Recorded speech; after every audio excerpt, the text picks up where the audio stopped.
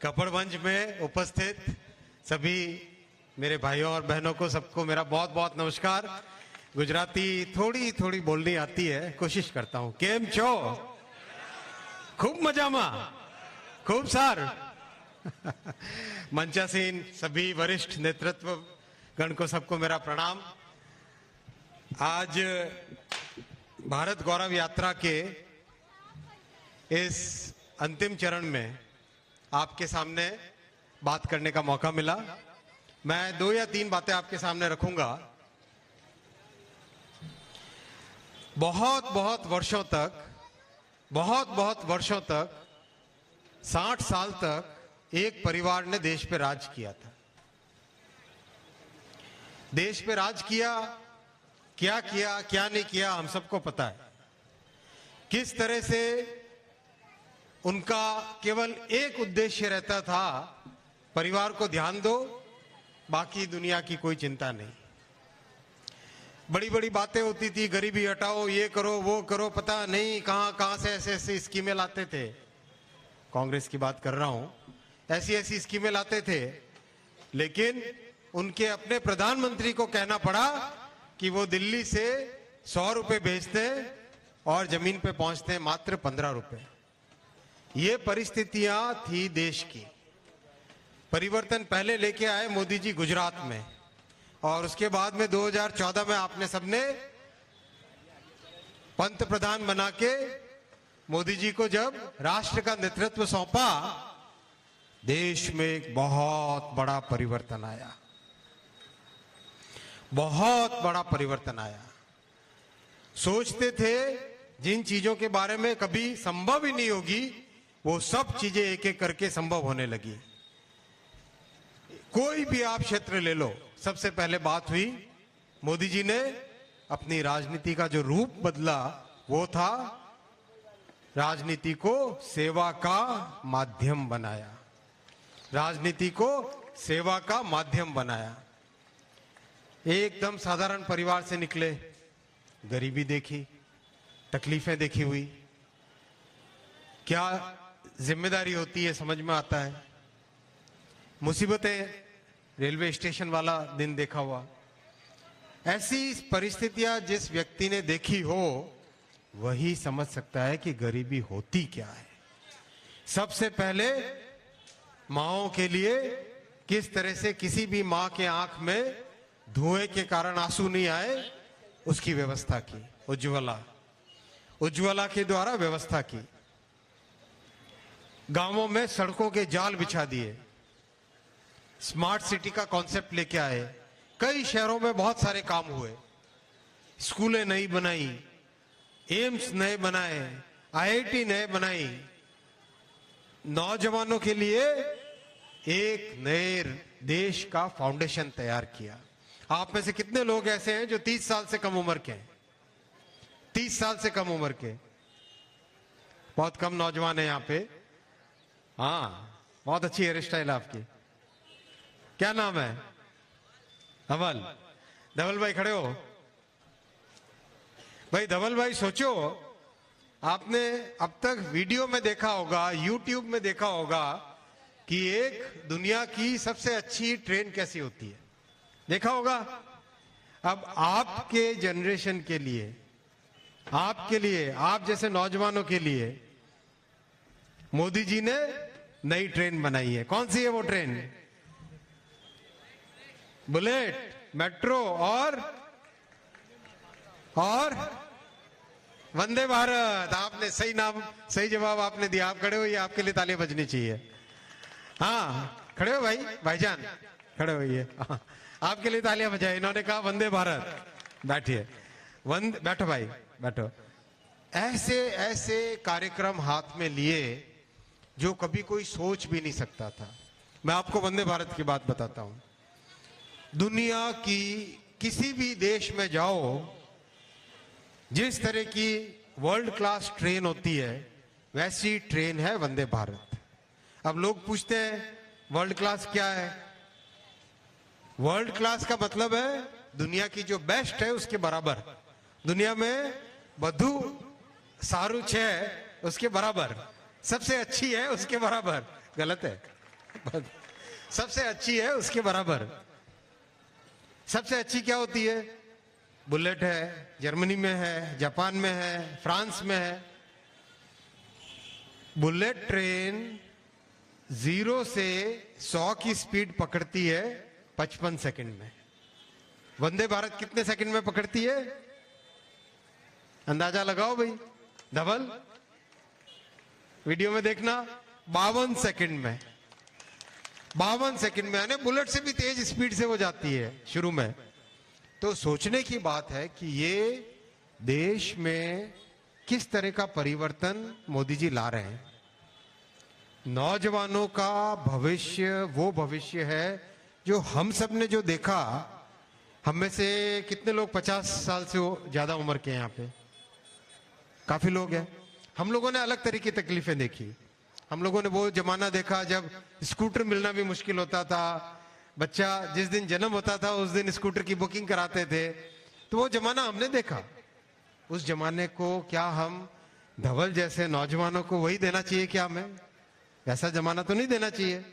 उससे बेहतर देना चाहिए कि नहीं देना चाहिए? देना चाहिए बहनों। एक अपने नई नेक्स्ट जनरेशन बिटिया बैठी है। बिटिया क्या नाम है आपका? शाश्वती। जानवी। जानवी बहन बैठो जानवी। तो जानवी का भविष्य जो है, धवल का जो भविष्य है, वो भविष्य हमारे भविष्य से बेहतर होना चाहिए कि नहीं होना चाहिए? होना चाहिए। उसके लिए कौन मेहनत करेगा? उसके लिए मेहनत कर रहे हैं मोदी जी। चाहे जो फील्ड हो, रेलवे हो, रेलवे के स्टेशंस का सब जगह नए नए स्टेशन बन रहे हैं। नई तरह की ट्रेन आ रही है।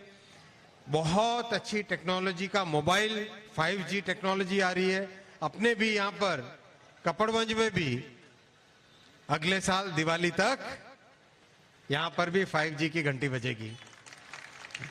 यहाँ पर भी 5G की घंटी बजेगी। हाँ, कम्युनिकेशंस मिनिस्टर साहब है। आओ साहब हमारे देवू सिंह जी भाई साहब, हम दोनों एक साथ। आओ जी, आओ आओ इधर आओ।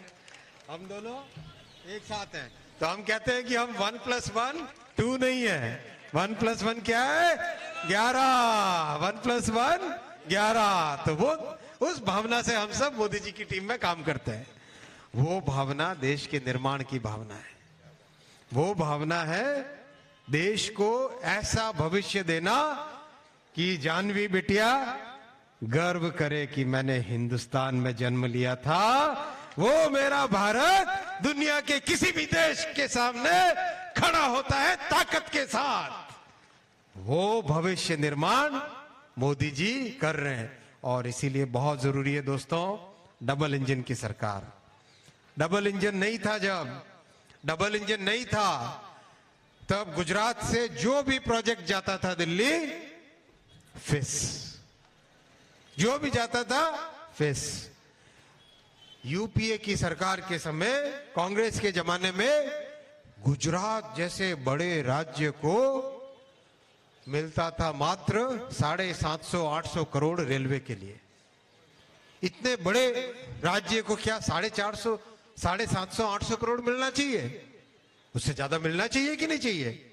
मिलना चाहिए। मोदी जी आए, 700 करोड़ को सीधा 4000 करोड़ पे लेके गए। और आज गुजरात के जितने मीटर गेज के प्रोजेक्ट थे, पुराने वाले, छोटी, जिसको हम छोटी लाइन बोलते हैं, बड़ी लाइन, छोटी लाइन, जितने छोटी लाइन के प्रोजेक्ट थे सब के सब सैंक्शन कर दिए उसको बड़ी लाइन में बनाने के लिए। बुलेट ट्रेन लेके आए। कितने लोगों ने, भाइयों ने देखी है बुलेट ट्रेन की वीडियो? देखी है बहनों? जानवी बेटा आपने देखी है? धवल भाई देखिए बेटा। कितनी एक गर्व की बात है कि नहीं? अपने देश के लिए गर्व की बात है कि नहीं?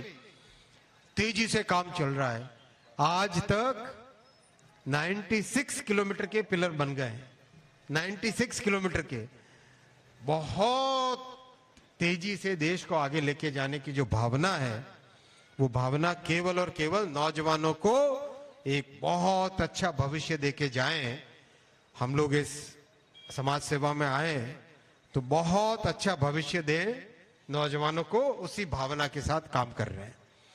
तो किसी भी प्रोजेक्ट की बात, अभी भाई साहब नर्मदा की बात कर रहे थे, मतलब इतने वर्षों वर्षों से सबसे बेसिक चीज होती है पानी, उसकी भी व्यवस्था नहीं कर पाए थे। मोदी जी ने पहले राज्य सरकार में रहते हुए खुद एक बार धरने पे बैठे थे, अनशन पे बैठे थे, और उसके बाद में जैसे ही दिल्ली में नेतृत्व संभाला देश का, तुरंत उन्होंने सारे काम जो पेंडिंग थे अप्रूवल, सारे अप्रूवल दिए और तेजी से काम कंप्लीट किया। ऐसी भावना है जो डबल इंजन से ही संभव है। कुछ लोग आ रहे हैं यहां पर गुजरात में और ऐसी ऐसी लोक लुभावनी बातें करते हैं, ये दे देंगे वो दे देंगे। मैं उनको पूछना चाहूंगा, आपने यही वादे पंजाब में किए थे, पंजाब में आपकी क्या हालत है आज? जो वादे किए कोई वादे पूरे नहीं किए, वही हाल उनका यहां पे होगा। दिल्ली की बात अलग थी, दिल्ली में सारा पैसा केंद्र सरकार देता है, सड़क बनाने का पैसा केंद्र सरकार देती है, मेट्रो बनता है तो मोदी जी पैसा देते हैं, उससे मेट्रो बनती है। पावर, इलेक्ट्रिकल पावर के ऊपर के तार बिछते हैं दिल्ली में, मोदी जी पैसे देते हैं, उससे बिछते हैं।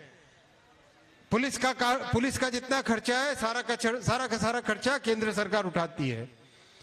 जब सारा बड़ा खर्चा केंद्र सरकार उठाती है तो आप अपनी तरफ से कुछ दूसरी चीजें आप लोगों को बांट देते हो और उसका बड़ा बड़ा मॉडल होने की बात करते हो।